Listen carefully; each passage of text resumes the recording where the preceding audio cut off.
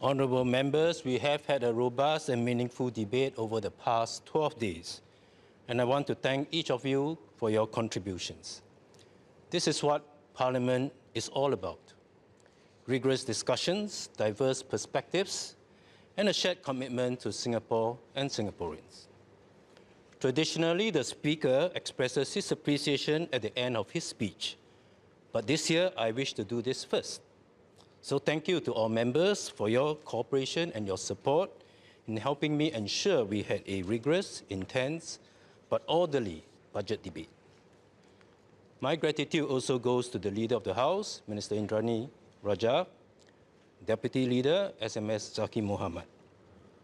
Likewise, I wish to appreciate my two Deputy Speakers, Ms. Jessica Tan and Mr. Christopher D'Souza, and to my dedicated parliamentary clerks and all support staff, whose unseen but invaluable backroom efforts ensured that proceedings went smoothly throughout this two-week period. Thank you, team. As you heard earlier from the leader, a total of 61 members of parliament filed 600 cards, speaking for about 49 hours with respective ministers in charge from the front bench responding in turn. I know many members wanted to file more cards and wish they had more time. There were, for the record, 41 30-second cards filed by 13 MPs. Some of you spoke so fast without taking a breath that you quite literally took the breath away from our simultaneous language interpreters. And for those who spoke in a more measured pace, the same staff told me it was, for them, a breath of fresh air. As we reflect on these debates, let us also remind ourselves that being succinct is a virtue. Clarity and focus ensure that discussions are effective and engaging.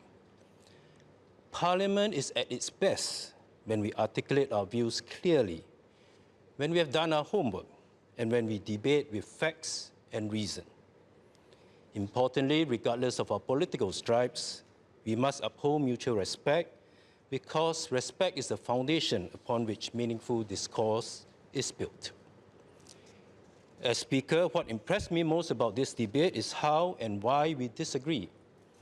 And the disagreements can be as strong from the same side of the House as from across.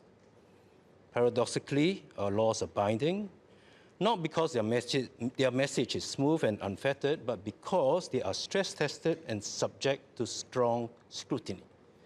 And this is how our laws and our countries mature. This respectful and productive disagreement is not to be taken for granted. This year's budget was presented at a crucial time, a pivotal moment. The world is shifting, geopolitical tensions are rising, economies are being reshaped by new forces, and the future feels more uncertain than ever. Like every other country, Singapore must brace for unpredictability and volatility. A recurring theme in our debate has been the call for more support for workers and businesses, more security for families, and more investment in Singapore's future.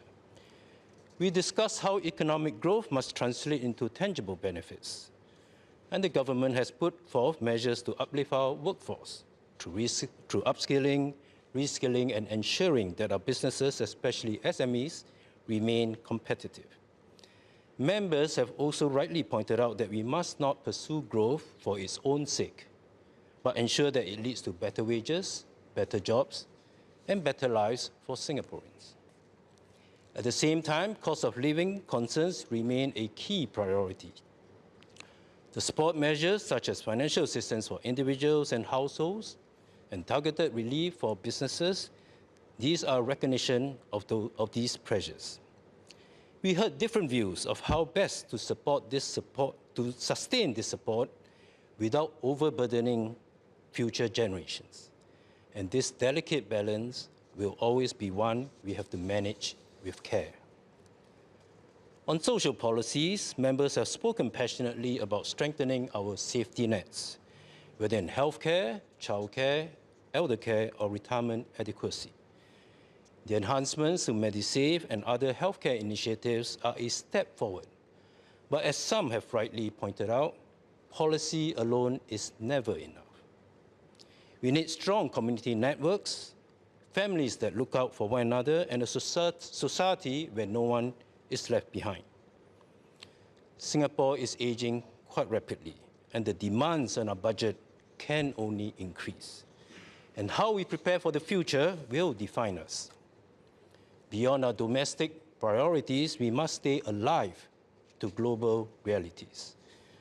Global disruptions, be it in trade, technology, or security, they can and they will impact Singapore significantly. While we may be small, we are far from powerless.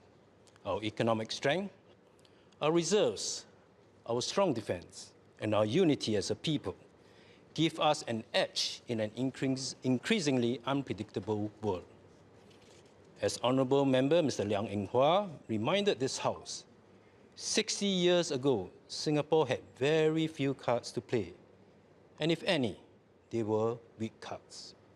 Today, we have more and stronger cards, which we need to use them wisely and carefully, and always safeguard our national interests.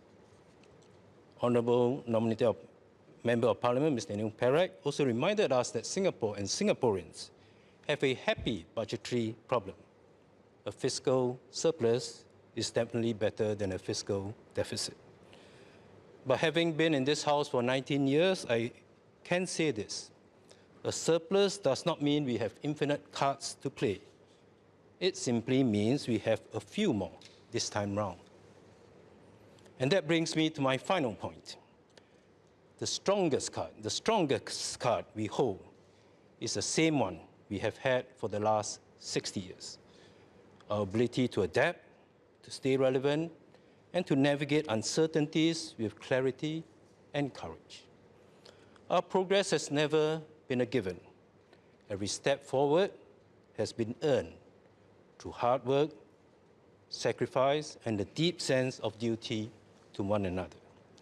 So as we approach Singapore's 60th year of independence, let us not take this unity, this progress, or this stability for granted. Let us move forward and onward together with confidence, with determination, and with the unwavering commitment to do what is best for Singapore and Singaporeans. Thank you.